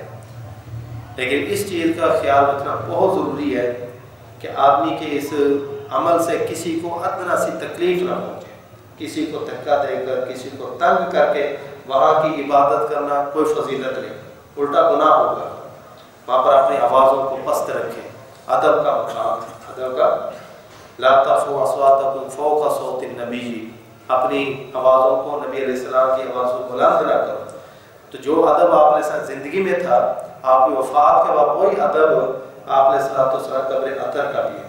وہاں بھی پورے مسجد نبی کے اندر اپنی آوازوں کو بلند کرنا جائز نہیں. حضرت عمر رضی اللہ تعالیٰ بیٹھے ہوئے تھے ایک مرتبہ، وہاں دیکھا کہ 2 آدمی مسجد کے اندر بیٹھے اونچی اونچی آواز سے باتیں کر رہے تھے. تو ایک صحابی کو فرمایا کہ ان کو نہ بلا کر لاؤ. امیر المومنین تھے تو بلا کے لایا. پہلے ان سے پوچھ لیا کہ ممن انتما، کہ آپ کہاں سے ہو؟ تو انہوں نے بتایا کہ ہم طائف سے آئے.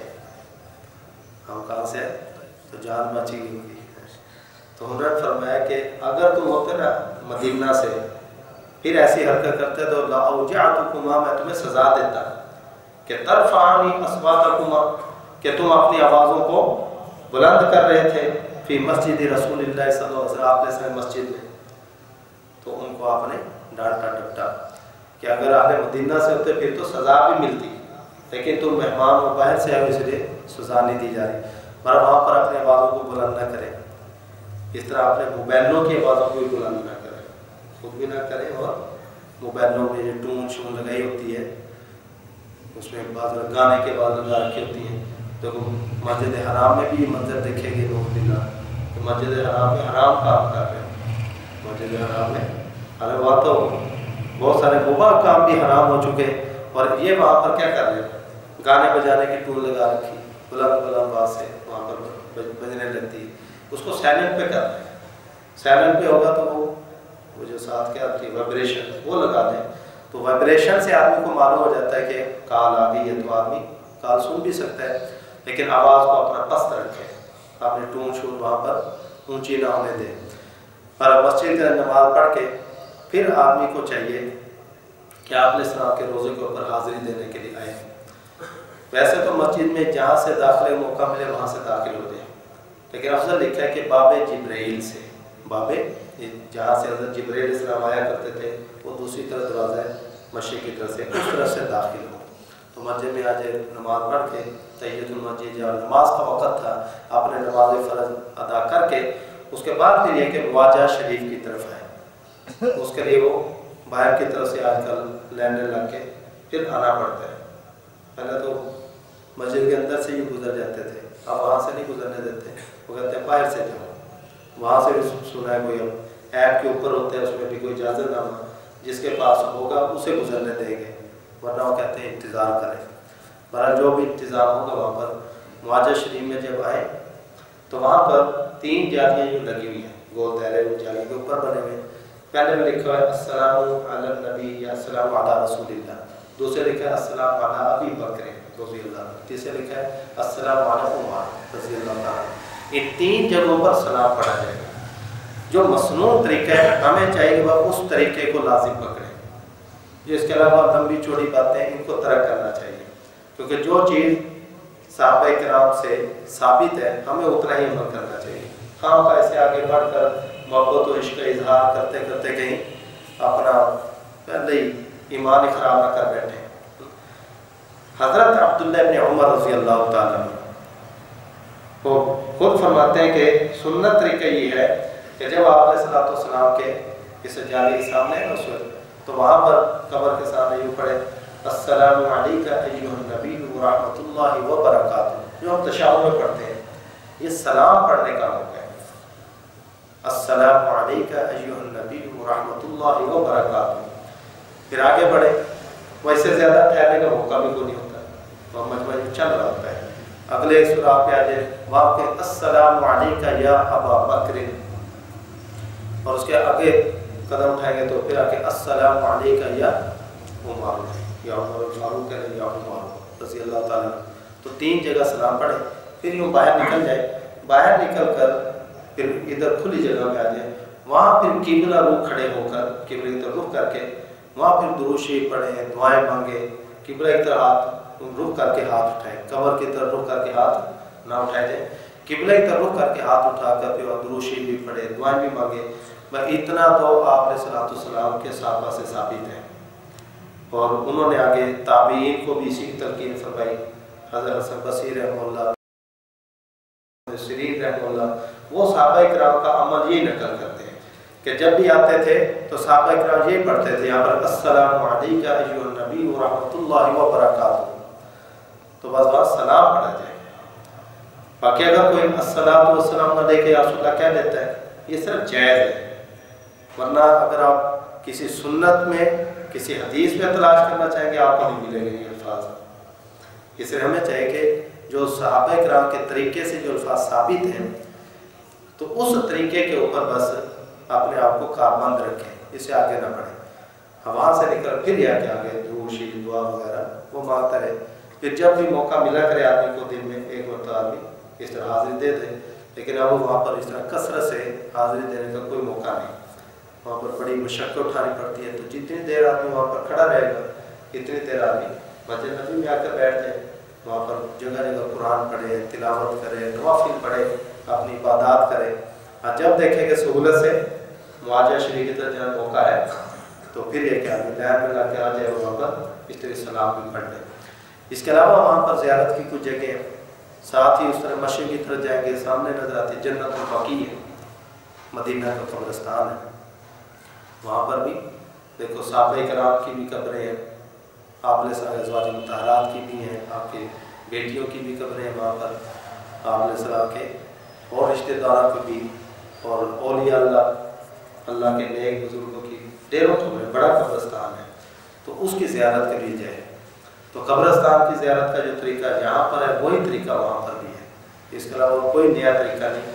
वहाँ पर दाखिल अस्सलामु अलैकुम या अहलल कुबूर पढ़ने ये भी ठीक है, या अस्सलामु अलैकुम अहला दारि कौमिल मुमिनीन नसअलुल्लाह लना व लकुमुल आफियता अंतुम लना सलफुन व नहनु बिल असर व इन्ना इंशाअल्लाह बिकुम लाहिकून।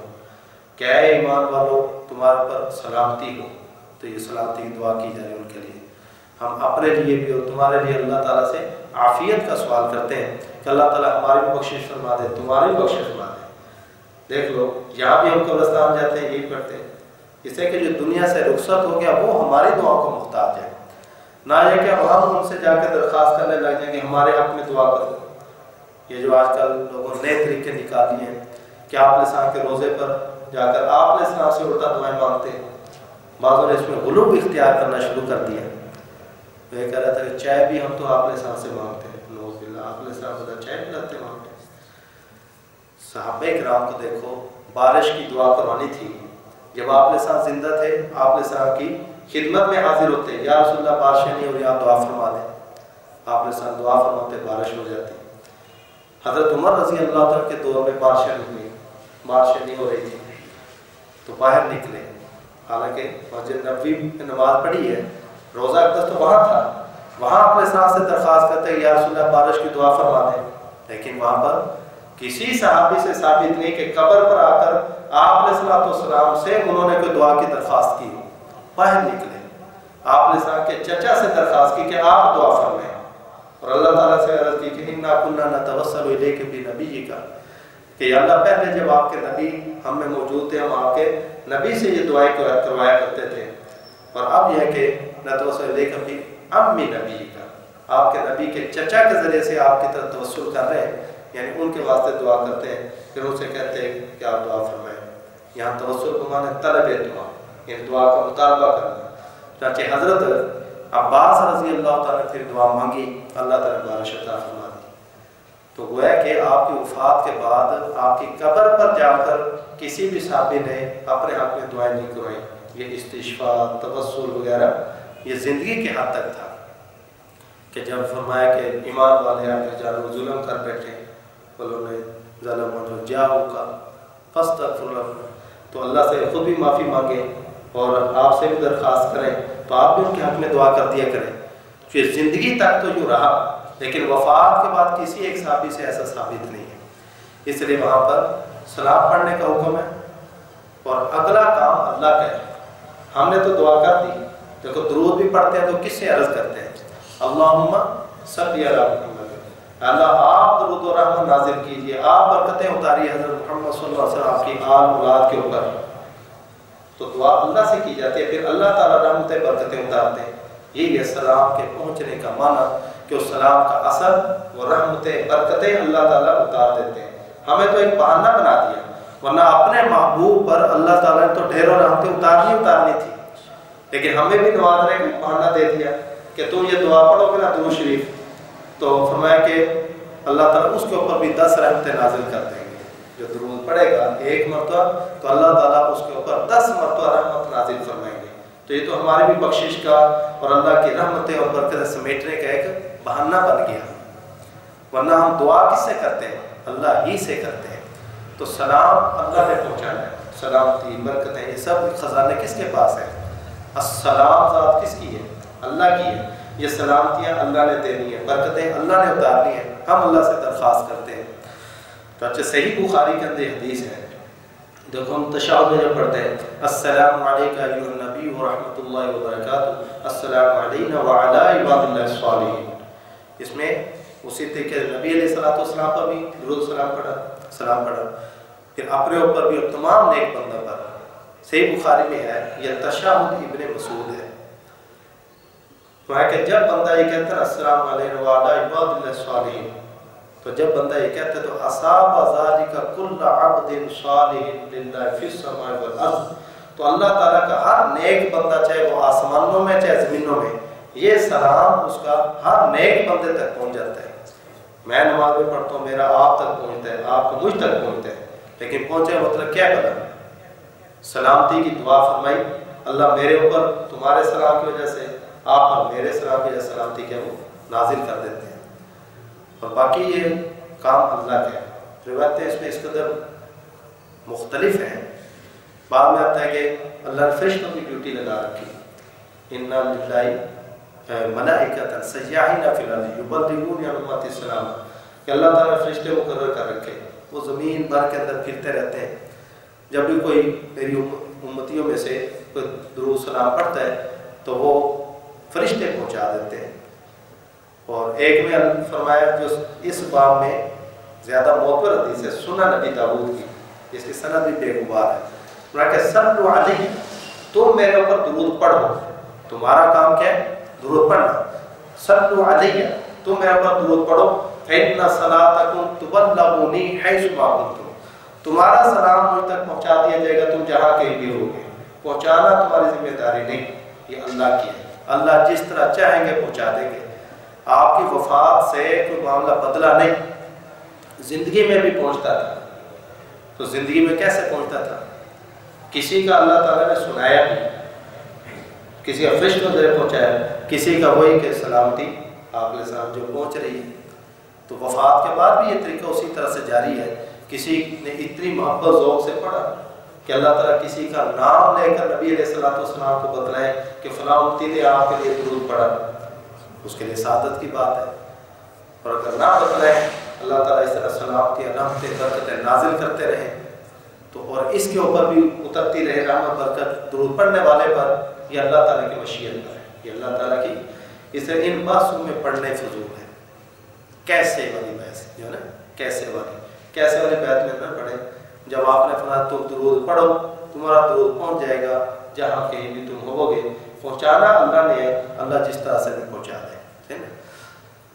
تو درود شریف کی مدینہ کی حاضری کے دوران اس کی کثرت کی جائے، جنت البقیع میں حاضری ہو، اس کا شہدائے احد وہاں بھی آپ کے ساتھ تشریف لے جاتے تھے، یہاں تک کہ آپ کی وفات سے چند دن پہلے بھی آپ میدان احد تشریف لے گئے، اور وہاں جا کر آپ نے اسی طرح کی دعائیں مانگی جس طرح کے فرمایا کہ نماز جنازے میں مانگی جاتی ہیں، ان کے لیے آپ نے دعائیں مانگی۔ تو میدان احد میں بھی وہاں پر حاضری دی جائے۔ اس کے علاوہ جو وہاں مساجد ہیں، وہاں پر قباء مسجد ہے، چوتھے نمبر پر مسجد قباء کی ہے، لیکن سب سے پہلے نمبر کی فضیلت میں مسجد حرام، پھر مسجد نبوی، پھر مسجد اقصی، چوتھے نمبر پر مسجد قباء۔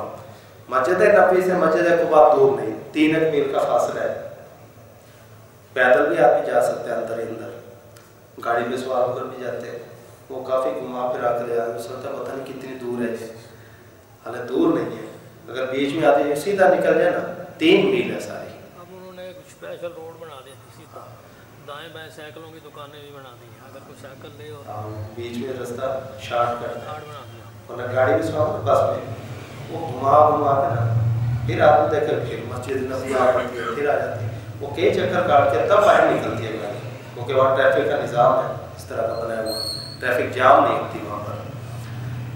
حضرت شیخ الحدیث مولانا زکریا صاحب رحمۃ اللہ علیہ وہ کہتے ہیں میں عصر کی نماز پڑھ کے اپنے حنفی وقت میں عصر کی نماز پڑھ کے میں مسجد قباء چلا جاتا پیدل ہی، پھر وہاں سے ہو کر پھر واپس مسجد نبوی میں آ جاتا، دیکھتا ابھی بھی سورج نے بلندی پہ کھڑا ہے، یعنی اتنی تیزی سے وہ پیدل ہو کر بھی واپس آ جاتے تھے۔ پر پیدل بھی جا سکتے ہیں، وہاں پر فضیلت یہ ہے کہ جو آدمی وہاں قباء کے اندر جا کر 2 رکعتیں پڑھے اس کو 1 عمرے کے برابر ثواب ملتا ہے، 1 عمرے کے برابر ثواب ملتا ہے۔ اور یہ وہی مسجد ہے جس کے بعد مسجد اسس علی التقوی من اول یوم، یہ پہلے دن سے اس کی بنیاد تقوی پر رکھی گئی۔ اور قباء والے لوگوں کی تعریف میں جو فی رجال یحبون یتطہرون واللہ یحب المطہرین، وہاں کے رہنے والے بڑی طہارت پسند ہے، اللہ تعالیٰ بھی طہارت پسند لوگوں کو پسند فرماتے ہیں۔ تو اور بھی جو مقامات ہیں وہاں پر آدمی پھر تو اپنی تاریخ کو یاد کرے آدمی، تو پھر اس سے آدمی لذت لے اور پھر ویسا جذبہ اپنے دل میں پیدا کرے کہ دیکھو نا صحابہ کرام کے وہاں پر دیکھیں شہدائے احد ہیں کہ انہوں نے دین کی سر بلندی کی خاطر اپنی جانوں کے نذرانے پیش کیے، اور نبی علیہ السلام نے وہاں پر حاضر ہو کر کہ انا شہید علیکم، میں بھی تمہارے اوپر گواہ ہوں کہ تم نے اپنی جانوں کا نذرانہ اسلام کی سربلندی کے لیے دیا۔ تو پھر اپنے اندر بھی یہ جذبہ پیدا کرنا چاہیے کہ ہمیں بھی ایسا کوئی موقع ملے تو ہم بھی اسلام کی سربلندی خاطر اللہ کے نام میں جہاد کریں اور اپنی جان کا نذرانہ پیش کر دیں، تو تب تو مقصد حاصل ہوتا ہے، ورنہ خالی سیر سپاٹے سے کوئی مقصد حاصل نہ ہو۔ تو ان مقامات سے پھر کر وہاں کی یعنی جو جن ہستیوں کے وہاں پہ گیا ہے ان ہستیوں جیسا ایمان، ان ہستیوں جیسا تقوی، ان ہستیوں جیسا جذبہ اپنے اندر پیدا کرنے کی ہم نے کوشش فکر کریں۔ اللہ تعالیٰ سے دعا ہے کہ ہمیں عمل کرنے کی توفیق عطا فرمائے. آمین. وآخر دعوانا الحمد للہ. میں ایک بیچ میں رہ گیا. آج کل وہ جو جا رہے تھے انہیں لوگ کہتے ہیں ہمارا بھی سلام کہنا. حالانکہ اس کی کوئی ضرورت نہیں. ایسا صحابہ میں مقبول نہیں. جب اللہ نے فرشتوں کی ڈیوٹی لگا رکھی کہ تم یہاں پڑھو فرشتے پہنچا دیں گے یا اللہ ہی پہنچا دیں گے، پھر بندے کو واسطہ بنانے کی کیا ضرورت ہے؟ یا اللہ خود ہی پہنچائی جا رہے ہیں، فرشتے بھی پہنچا رہے ہیں، پھر بندوں کو کہنے کی کیا ضرورت ہے؟ صحابہ میں ایسا کہیں منقول نہیں کہ ایک صحابی دوسرے کہ تو میرا سلام عرض کرنا. ہاں صحابہ میں جو منقول ہے نا سلام پہنچانے کا طریقہ، وہ یہ ہے کہ جو اس دنیا سے رخصت ہو رہا ہوتا تھا، دنیا سے رخصت یعنی وفات پا رہا ہے، وہ اس کی روح جائے گی آگے حال میں برزخ میں، تو وہاں روحوں کی ملاقات ہوگی، اس کے ہاتھ سلام بھجواتے تھے.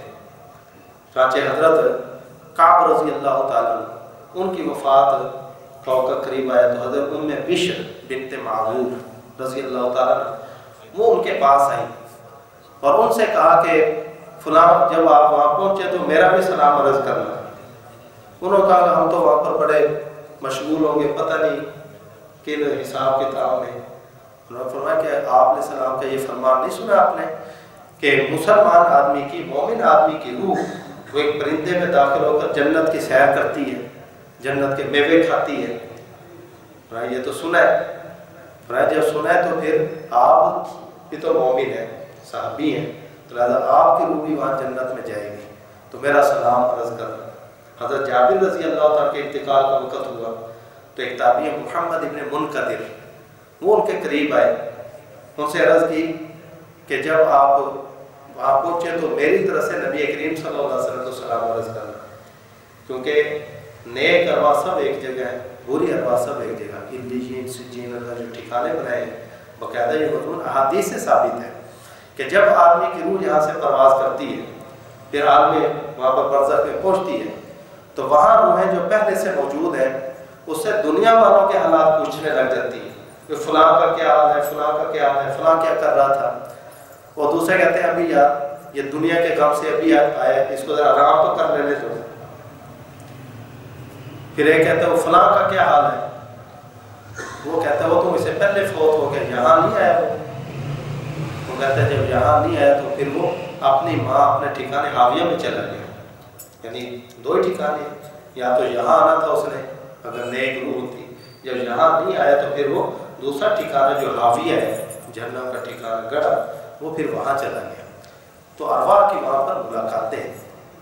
یہاں پر کوئی کہیں دفنایا گیا، کوئی کہیں دفنایا گیا، لیکن عالم ارواح میں جس طرح اکٹھی تھیں عالم برزخ کے اندر نیک روحیں سب ایک جگہ ہے، بری روحیں سب ایک جگہ پر ہے. وہاں ان کی ملاقاتیں ہوتی ہیں، وہاں کے ساتھ اٹھنا بیٹھنا ہے. تو اس لیے یہ جو سلام بھیجنے کا دستور صحابہ میں ملتا ہے وہ ان لوگوں کے ہاتھوں تھا جو سفر آخرت کی طرف جا رہے ہیں، یعنی آخرت کا سفر کر رہے ہیں، نہ کہ عازم سفر مدینہ. ان کے ہاتھ بھیجنے کا دستور صحابہ میں نہیں ملتا ہے. بعد کے لوگوں کے اقوال اس طرح کے منقول ہیں، لیکن آدمی کو چاہیے کہ آدمی بس سنت طریقے کے اوپر انحصار کرے. اس طرح کے صحابہ کرام جن کے بارے میں فرمایا گیا کہ یہ ہدایت کے اوپر ہے، جو کوئی ہدایت حاصل کرنا چاہتا ہے ان کی پیروی کرے، تو ہمیں بس ان کی پیروی تک انحصار کرنا چاہیے. اللہ تعالیٰ سے دعا ہے کہ ہمیں عمل کی توفیق عطا فرمائے. جو حضرات حج کی سعادت حاصل کر رہے ہیں اللہ تعالیٰ ان کے حج کو اور عمرے کو اپنی بارگاہ عالیہ کے اندر قبول و منظور فرمائے. آمین. وآخر دعوانا. ہاں کل کی کلاس مغرب سے لے کر عشاء تک ہوگی انشاءاللہ. یہی حضرت بندیالی صاحب دا برکاتہ ان کا بیان ہوگا. ایک سوال تھا، چلو پوچھ کمپنیاں جو پھینکتے ہیں جی وہ ایک دائرہ سا بنتا ہے، وہ پہلے یا کنواں سا جیسا ہے، اس کے اندر جی اگر پھینکتے ہوئے آپ سے نشانہ خطاوت نہیں کی، ہاں اگر باہر گر گئی نا تو وہ ختم ہو گئی، وہ آپ کے ذمہ ہے دوبارہ پھینکنا. ہاں وہ دوبارہ پھینکنا ہے، وہ نیچے سے اٹھا کر نہیں پھینکیں گے، اس ہول کے اندر ہاں اس کے اندر ڈالنی چاہیے. اگر وہ باہر گر گئی وہ آپ کی ضائع ہوگی تو دوبارہ لازم ہے کہ آپ نے نئی کنکری نکال کر وہ پھینکیں. دوسرا 10 سے لے تو آپ نے عید افطار جی اس میں آپ نے اس کا نماز عید کا ذکر نہیں کیا کہ ہاں حاجیوں کے لیے عید کی نماز نہیں ہے. وہاں ہوگی مسجد حرام کے اندر عید، लेकिन वो वहाँ के शहरी लोग पढ़ते हैं, हाजी लोग ईद की नमाज भी पढ़ते हैं। तो वापस ज़्यादा जब करने जाते हैं तो अगर उसमें देर सवेर हो जाए तो जब वो मीना वापस पहुँचते हैं तो उसमें क्या नाम है, मगरिब के बाद या पहले पहुँचने का तो कोई मसला उठा लिया? हाँ, उसका यह है कि तवाफ़ ज़ियारत के भी 3 दिन है, 10, 11, 12। 12 के ग्रुप आता से पहले, लेकिन अफजल यह है कि 10 को, फिर उससे कम फजीलत 11, उससे कम 12 को। तो और इसमें कुर्बानी से पहले भी कर सकता है, बाद में भी कर सकता है, इसकी तरतीब का कोई मसला नहीं। तो मीना में ये तो नहीं मसला कि मगरिब से पहले पहुँचना है वापस हरम से? नहीं। और दूसरा ये है कि जब वो सुन्नत मौक़दा है, रात का क़याम करना वाजिब नहीं है, यानी रात का क़याम मीना के अंदर, मीना की जो रातें हैं, हाँ, तो वो दिन में लोग हरम में चले जाते हैं, तो उसका जायज़ है ना, जा सकते हैं। नबी अलैहिस्सलाम इसलिए नहीं आए दिन के अंदर कि लोगों के ऊपर खल्त मल्त ना हो जाए। आपने साहब पूरे तवाफ़ किए ताकि मालूम हो जाए कि हाजी वाले के ना ये तवाफ़ है, वरना तो नफली तवाफ़ आप करते दिन में तो लोगों पर खल्त मल्त हो जाता है, वो समझते होता नहीं हाजी के लिए ये भी तवाफ़ करने लाजिम है। इसलिए दिन में आपने साहब कोई तवाफ़ नहीं किए। हमारे वक्त में आता है कि रात के वक्त आपने साहब अंधेरे में निकल कर आ जाते हैं तो तवाफ़ करके वापस चले जाते हैं ताकि लोगों पर खल्त ना हो। तो तवाफ़ के लिए आदमी आ सकता है वहाँ से। वो 21 कंकरियों वाला आपने बताया, लेकिन मारते हुए साथ बताइए। हाँ, सब तो ठीक ही नहीं, एक दिन की 21, एक दिन की 21 हाँ, तो पहले दिन तो सिर्फ 7, 21 ये 63 हो गया ना, और 7 का दिन 70। पहले दिन तो सिर्फ बड़े उस पे एक के बाद 7 में, बाद में जो 21 3 दिन हो जाए। एक और सवाल, ये 4 दिन की 70 बन जाती है। ख़वातीन अगर मिसाल हैं कोई औरत नापाकी की हालत में हो, हज गए हमने, तो उसके लिए फिर तवाफ़ ज़ियारत का क्योंकि हाँ, ये मसला इसमें रह गया, चलो मैं इसको दोहरा देता हूँ। औरतों के मसले के जो था ना तवाफ़ ज़ियारत, ये तो फ़र्ज़ है, इसको छोड़कर औरत भी नहीं आ सकती है। अगर ऐन उन दिनों के अंदर उसको हैज़ वाला मसला हो गया तो उस पर लाजिम होगा कि वो वहाँ पर इंतज़ार करे पाक होने का। पाक होने के बाद तवाफ़ ज़ियारत करके अगर तवाफ़ ज़ियारत छोड़ कर आ गई तो फिर जब तक जाकर तवाफ़ ज़ियारत नहीं करेगी, मियाँ बीवी के ताल्लुकात उनके जायज़ नहीं हो सकते। यानी वो इहराम की पाबंदी जो मियाँ बीवी के ताल्लुकात वाली है ना, वो उसी तरह से बदस्तूर रहेगी। इस तरह अगर मर्द तवाफ़ ज़ियारत छोड़ कर आ गया तब भी मियाँ बीवी के ताल्लुकात क्या नहीं हो सकते। इसलिए तवाफ़ ज़ियारत तो करके है। अब औरतों को अपने अय्याम का इल्म होता है।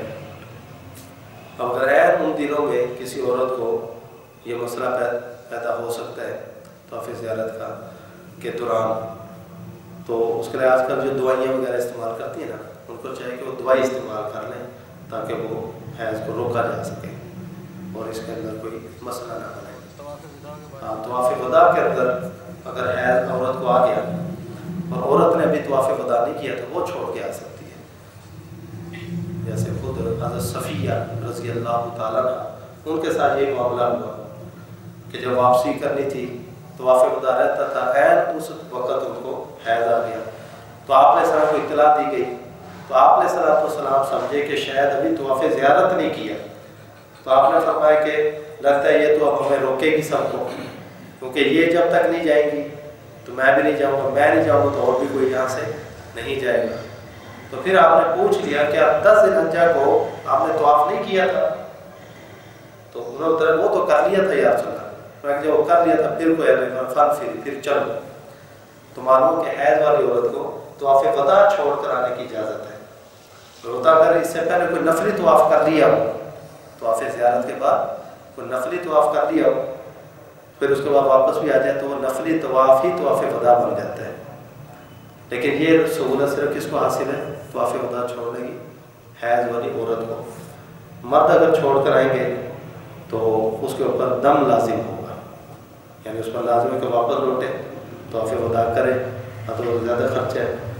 अगर वापस नहीं जा सकता है तो फिर किसी हाजी या उम्रा करने वाले के हाथ पैसे भेजे, वो उसकी तरह से वहाँ पर दम अदा करे। ये जितने भी जो दाम बाजी होते हैं ये सब हरम के अंदर ही ज़बा होते हैं।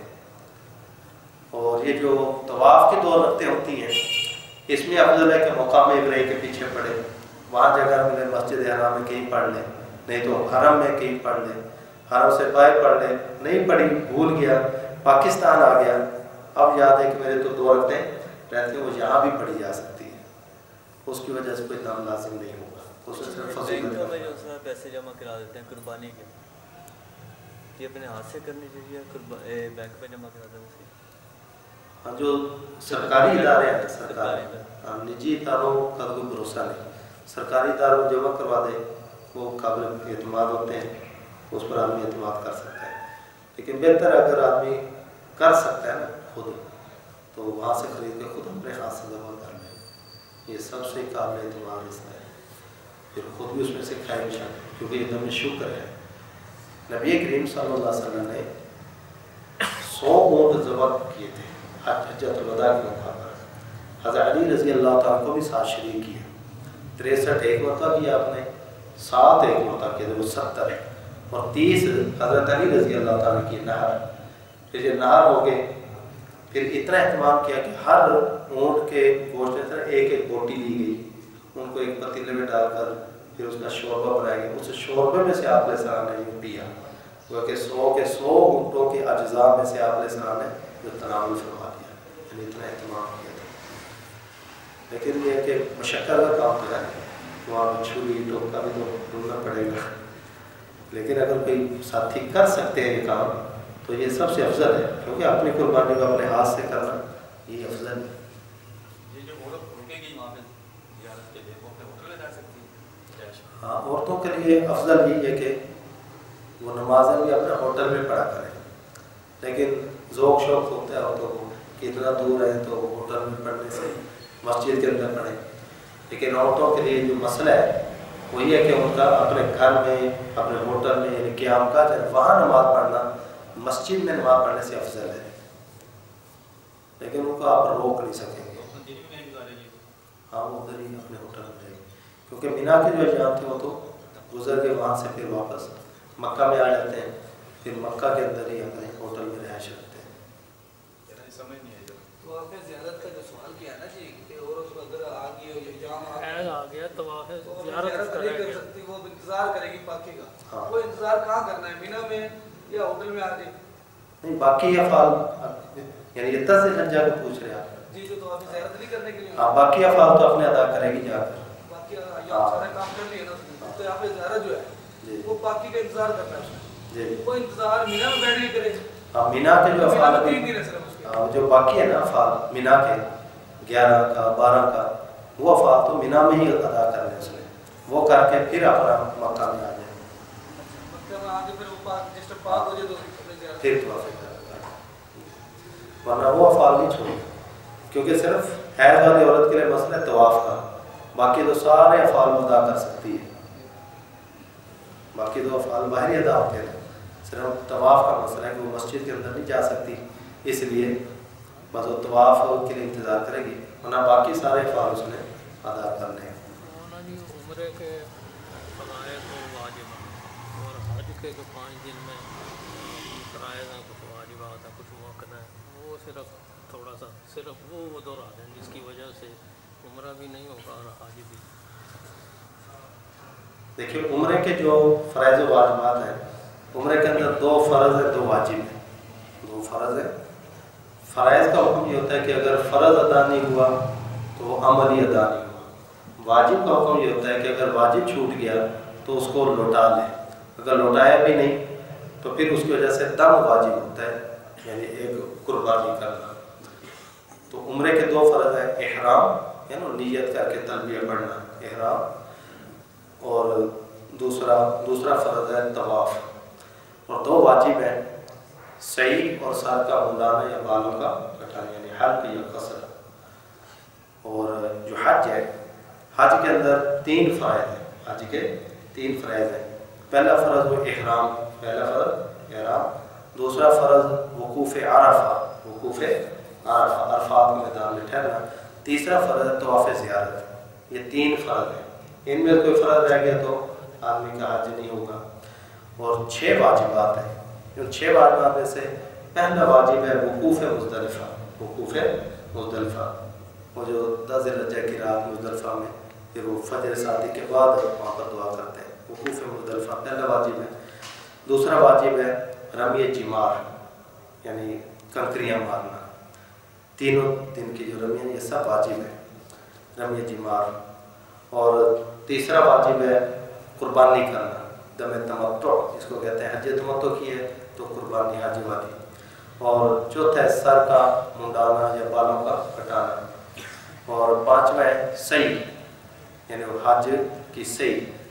तो वाफ़ ज़ियारत हो गया ना फ़र्ज़, और उसके बाद जो सही है ये वाजिब। और छठा वाजिब है आखिर में तवाफ़ वदा, आखिर में तवाफ़ वदा। तो इन वाजिबात का हुक्म यही है, अगर इनमें कोई छूट गया तो उसको अदा करें, और अगर अदा भी नहीं किया आदमी लौट आए इसी तरह, फिर आदमी के में दम वाजिब है जो कि वहीं पर अदा किया जाएगा।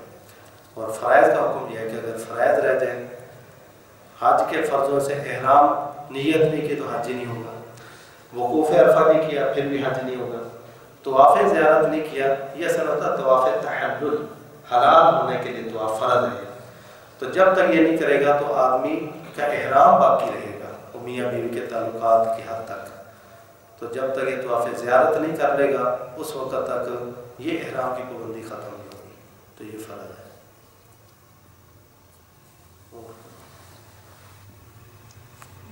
बस हज की जो कुर्बानी है वो अगर कोई दोस्त को यदि मक्का से बाहर जद्दा में, उसके भी जिम्मे लगा सकते हैं?